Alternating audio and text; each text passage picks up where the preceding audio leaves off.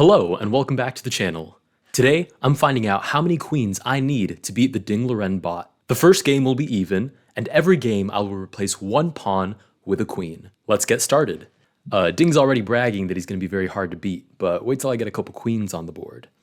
I'll start with d4, and I don't expect to win this game, but I still want to put up a good fight. d4 is my favorite opening move with the white pieces. Maybe we have more in common than you thought. I'll play bishop to f4, setting up the very controversial London system. Here goes e3, the classic setup, and we're met with c5. Whenever I see c5, I always play c3, just to go ahead and set up this triangle pawn structure, and queen to b6. Now, there's actually a really interesting line here that I learned a while ago when I was messing around playing with Fritz, the engine that I used to play with, where you can play knight to a3. And the idea is if queen takes b2, you play knight to b5. And it looks like your plan is to play knight to c7 and fork the king and the rook. But actually what you want to do is trap the queen and play the rook back and forth. Now, you don't actually win the queen, but you can get a threefold repetition. So let's play knight to a3 and see if that works. Oh, it didn't work. He thought about it. I'm assuming the bot saw that, and so he plays bishop to d7 instead, covering the b5 square. So now I do have to address the b2 pawn, because knight to b5 isn't on the table anymore. So I'll play rook to b1 and just cover the pawn. Interesting, Ding closes up the position with c4, so we've got basically a closed center at this point. I'm assuming his idea is just something like e7, finish development, and then castles. So that's my idea too. I'll play knight to f3, go ahead and develop my knight into the center. And we're met with bishop to f5. Oh man, that was not his idea at all. His idea was to cut off my bishop from defending b5. So before, when his pawn was on c5, if he had played bishop to f5, I would have simply moved out of the way, and he still can't capture because knight to b5 walks into that threefold repetition I was talking about. But after bishop to f5 with c4, if I move my rook and he takes my pawn, knight to b5 is just a free knight because the bishop doesn't see the knight anymore. Oh, that's a huge bummer. I really don't have a choice though. I have to move my rook out of the way, and if I had to choose between a1 and c1, I would choose c1 to defend that c3 pawn. So I'll play rook to c1. And down goes the pawn with no opportunity for knight to b5. Keeping tension in the position shows patience. This is the virtue in chess as in life. Oh, I'm getting lectured while I'm down. Okay, I guess knight b1 is the best way to go. Again, knight c2 cuts off the rook from the pawn, so that's not a choice. Knight to b5 isn't safe anymore, so back he goes to b1. Okay, we're met with h6. And at this point, with all these pieces on top of my position, I'm just kind of desperate to castle. So I'm going to play bishop to e2, and I just want to castle as quickly as possible. Great, he plays knight to c6. That gives us the opportunity to do exactly what I wanted to do. g5. Wow, this is like so aggressive. I can't even put it into words. g5. He hasn't castled. In fact, he hasn't even finished development. But g5 comes our way. Now, I'm assuming this is actually just to gain a tempo, and he doesn't have any intentions, right away at least, of playing g4. I think he just wants me to have to move my bishop, and he's going to play bishop to g7. These squares aren't actually weak because the light squared bishop is sitting on that diagonal, and then he's ready to castle on the next turn. So I'm going to play the only move that I really can, and that's bishop to g3. And as expected, he semi-fianchettos his bishop to g7. The question is, how do I actually make any sort of play here? I could probably go for the center and then maybe try to trade off the light squared bishop somehow, but I don't even see how that's feasible, to be honest. I'm kind of liking the idea of h4 because he doesn't have his queen on the king side. And maybe I can mobilize my pieces quickly enough to cause a problem over there. I kind of like h4 in this position. I'd love to challenge his position, but I'm going to wait for him to commit to castling first. So I'll play knight to e5 in the meantime, just a minor improvement, putting a piece in the center. And he counters with his own piece in the center. Yeah, he's probably well aware that committing to a short castle isn't the best idea if your queen is on the opposite side of the board. But I'm not just going to let him sit there. I'm going to play f3 and kick the knight. He captures my bishop, I capture with the pawn, and I just realized this knight is out of defenders. Luckily, I think I can just recapture, and now the queen sees the d5 pawn.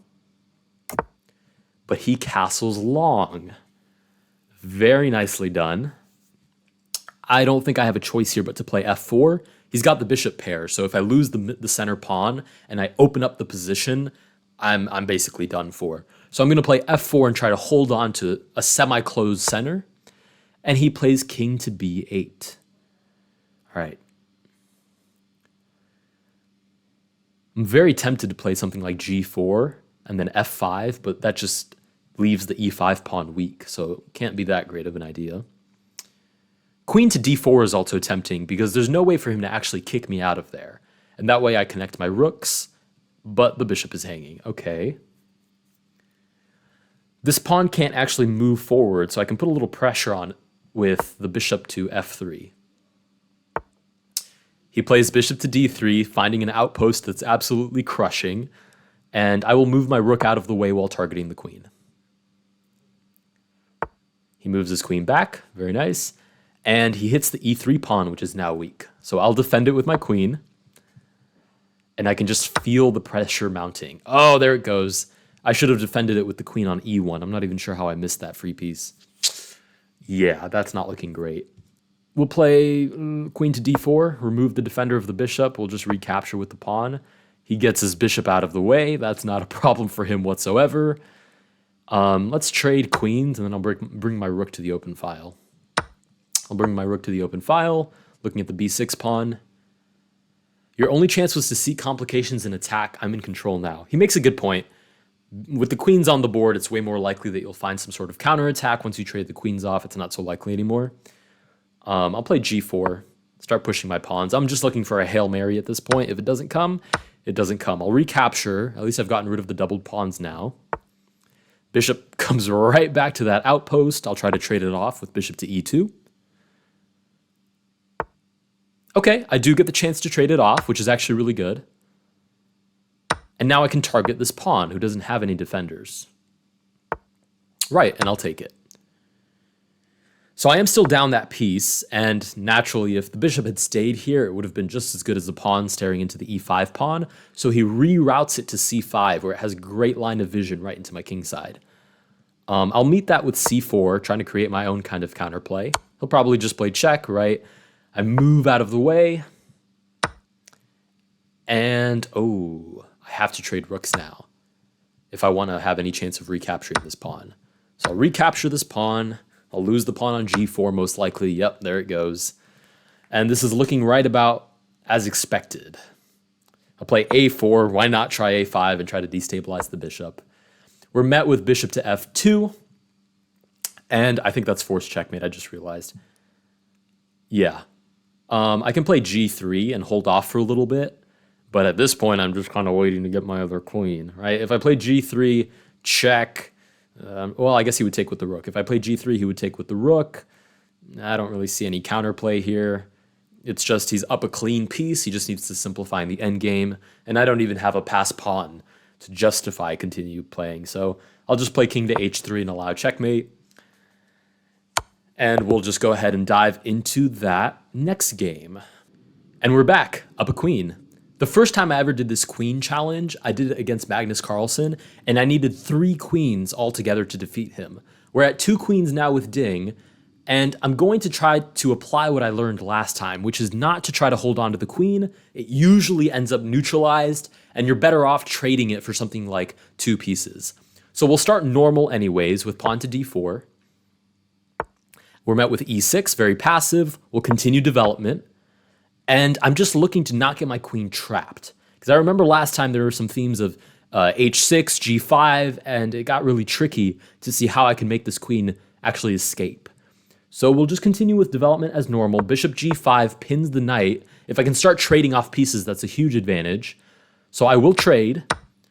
And he takes back with the pawn, which is really, really interesting. I was expecting queen takes f6. It's traditionally what a player would do to not double his pawns. And then I can look for like queen to e5, trying to force a trade, or queen to h4 with the same idea. But he takes back with the pawn, which does 2 things. There's no more ideas of queen trades, and it neutralizes my knight. So we're back to developing. I'll play pawn to e3. He plays pawn to c6, and I'll develop a knight. This is a great example of a good time to use the London. It's very solid, not too many complications, not too many funny tactics.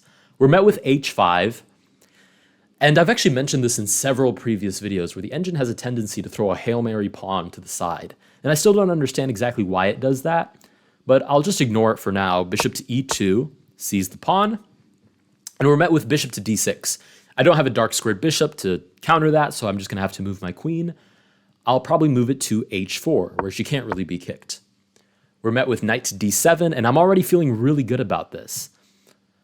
Because again, the first time I did this with Magnus, my queen got neutralized on h2 extremely quickly. But I think I can actually win this still. We'll continue with development. I do have 2 queens now to develop, and I'm not really interested in castling kingside into a semi-open file. So I'll play c2, looking for queen to c2. Very nice. Remember how I mentioned that my queen couldn't get kicked on h4? Well, there comes the knight to f8, and he's looking for g6 to kick my queen from h4. I mean, wow, that was a really good find. Knight to g6, queen here, because I can't go back to h2, and then e5 is really scary, because again, it sees my queen, and if I drop my queen back again, then e4 sees my queen with the other bishop and attacks the knight. So that's really horrifying stuff. I'm going to have to just ignore it, I believe, and I'll just lose the piece as long as I can get my queen out in castle. So I'll play queen to c2. We're met with the expected move. We'll play queen to h3. Again, the expected move with the discovered attack on the queen. And I will move my queen back to h2. I'll cut my losses on the extra piece, and I'll shuffle my queen back to g1. And you can already see the engine has done a really good job of neutralizing this extra queen. This queen might as well be an undeveloped knight on the first rank right now. The question is, how do I take this back? Do I take it with the bishop, looking for the h5 pawn? Do I take it with the knight, because knights are slower pieces to develop? Do I take it with the pawn, trying to eyeball this knight? There's a lot of interesting different ways to approach this, and I think I'm happiest with the knight.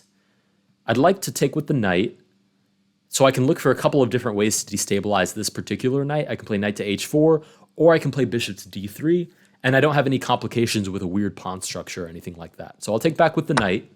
We're met with bishop to e6, and now I'm ready to start targeting this piece.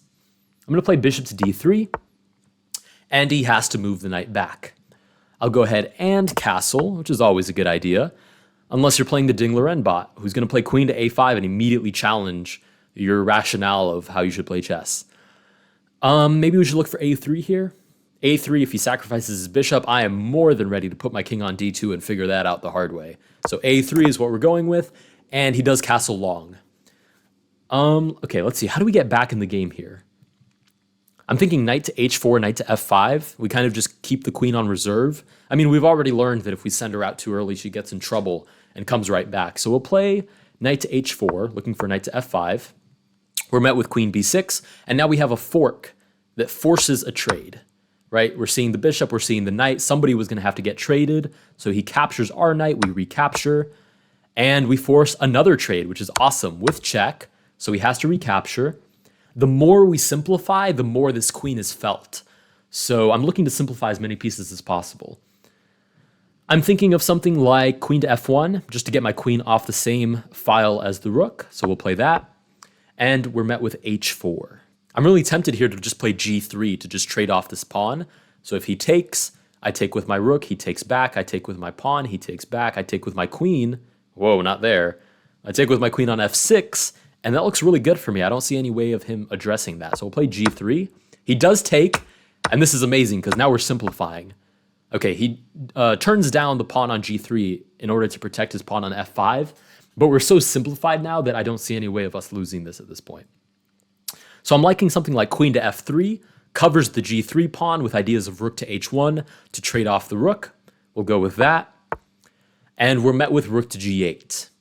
Now I could address this pawn by playing something like rook to g1 and just defending the pawn right away, or I could kind of ignore it and play rook to h1 with ideas of getting my pieces into his position as quickly as possible.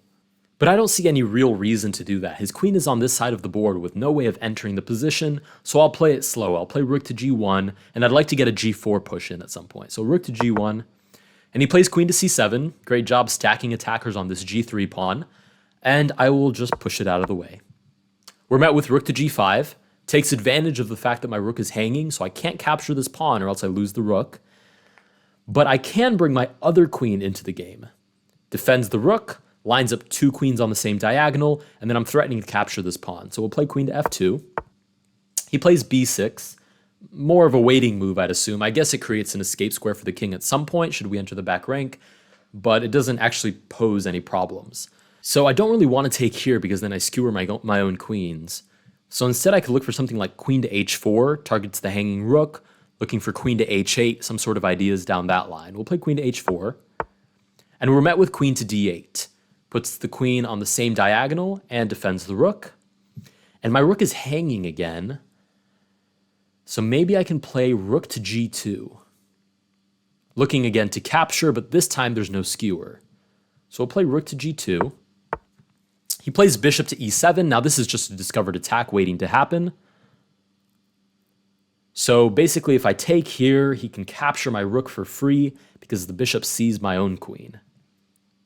So we will meet that with queen to h6, looking at this e6 pawn. Great. He defends the e6 pawn, and we are no longer worrying about this queen on the discovered attack. Now he's making this as challenging as possible, which is naturally what he should do. I have ideas of rook to h2, so I can just trade off the queen, and that will make the game tenfold easier. My only concern is rook to h2, the pawn takes with tempo. I move my queen out of the way, and I've left him then with a passed pawn, which I'm not super excited about. But it seems my only other option is to come to this pawn's rescue, which I'm also not very excited about. I'm liking queen to f4 first, so that this pawn can't capture with tempo, and then I can look for that idea to trade off the queens. He does take with his pawn. I'm going to play rook to g3 to just stop the pawn and see what he does about that. Okay, he plays king to d7, which is looking for this skewer, which is very unfortunate. But actually it doesn't work. Bishop to d6, I just take the rook. So that doesn't actually work. But we're kind of at a standstill here. It's not clear who's going to make progress or how. Maybe I should take advantage of this to play something like e4 and start trying to create some counterplay. I'm just a little bit nervous about opening up my king to counterattacks.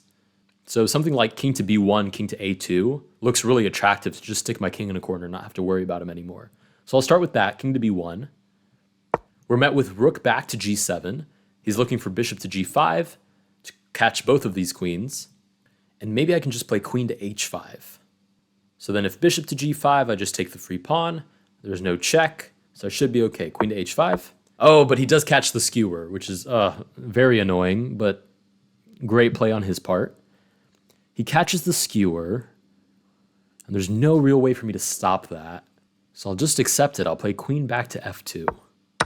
He takes, I recapture, and now it's two queens versus a queen and a rook. I'll bring this queen over. This queen is stuck protecting the pawn, but I'll bring this queen over, looking to get in through d6, which he allows. So I will take advantage of that and actually go there. And then he plays a6. At this point, he's kind of just left his two pieces to defend this pawn, while my queen roams rather freely. So I'm curious if I can play a4, a5, and just try to disrupt his king side. So we'll start with a4. The counterattack begins. Rook to f7 is really interesting because it looks at rook to f1. And I will get rid of this tempo by just moving king to a2. He plays back, and I think we can just continue here with a5 looking for queen to c5. So a5, he captures, queen to c5, cuts the king off, and we can pick up this pawn next. So I'll play a5. He does take it, and I play queen to c5. Okay, that's another way to defend it. Queen to d8 covers the a5 pawn. What about queen to e5? It lets the pawn go, but not really because I'm looking at the rook right away. So queen to e5, probably rook to g6 to cover the e6 pawn. And then maybe something like b4. See if I can get my queen in through the file instead. We'll play queen to e5. We're met with a queen trade. This is really, really advanced stuff. If I trade my queen, it's possible that this queen isn't capable of getting here in time to stop the pawn. So let's calculate that.